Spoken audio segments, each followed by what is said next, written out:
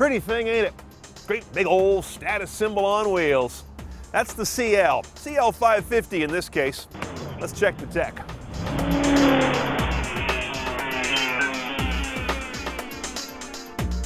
Now, in case you haven't noticed from the outside, this is Mercedes' big two-door coupe, pillarless hardtop. When those windows are down, it's spectacular, the view around this car. But now let's get to the technology inside.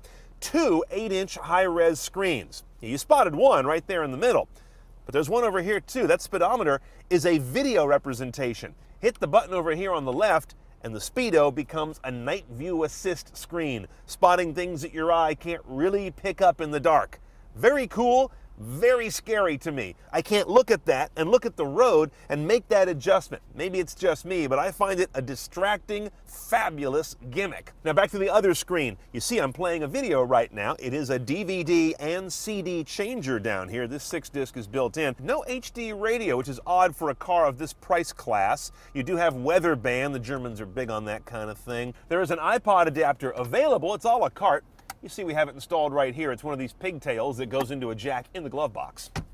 And in terms of sound, it comes out of a Harman Kardon Logic 7 system, 600 some odd watts of power, and 11 speakers around the cabin. Related to all that media is the hands-free technology. Now, Mercedes loves to do these little DTMF keypads right here. I'm a big button fan, so I kind of like that. But in terms of actually integrating your phone, you can go a number of ways. Straight Bluetooth, where you keep the phone in your pocket, or you can go with a cradle right here, hardwired, so you get power and a connection to an external antenna. Or they have another cradle that's both. It's a Bluetooth and cradle connection, depending what phone you're using. I tried all day, but couldn't get my BlackBerry Bold to pair with this Bluetooth rig.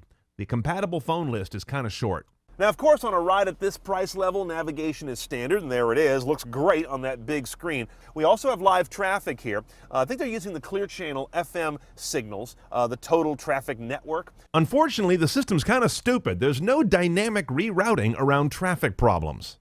Now, when it comes time to enter a destination, you can obviously wheel over here to that menu and click your way down and select your letters like so. Or you can go to the voice command button, but this is kind of a strange one. Check it out. Enter destination. Please spell a California street name. V-A-N-N-E-S-S.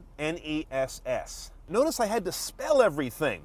Many of the better nav systems today, you just use natural language and just say the word and it figures it out. This one, you're going letter by letter. That's fine if you know how to spell that oddball street you're driving to. By the way, this head unit is hard drive based with 20 gigabytes of space, but you can't rip or copy media to it. It's just there for the car's use.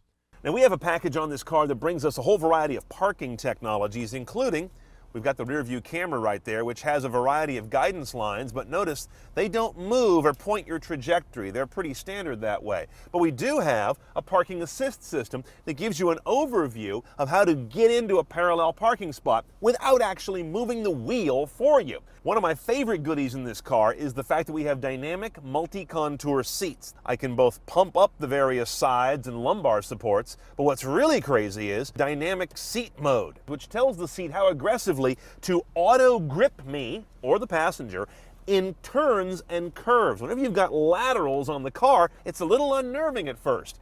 Then you learn to love it. Now, this is the entry-level CL, but that's relative. The 550 has a 5.5-liter V8 with 382 horsepower and a lovely 391 foot-pounds of torque. 0 to 60 happens in 5.4 seconds. On the other hand, the MPG is an old-school 1421. Ouch. Your only transmission choice is Mercedes' excellent 7-speed automatic with paddle shifters. You'll be using those, as this gearbox tends to be reticent to rev unless you prod it. Suspension is adaptive. It's their Airmatic rig, and it's standard, which has both comfort and sport settings. Underway, the whole package feels heavy, in a good sort of I'm rich and you're not kind of way. Our 09 CL550 has a new Mercedes blind spot detection technology standard.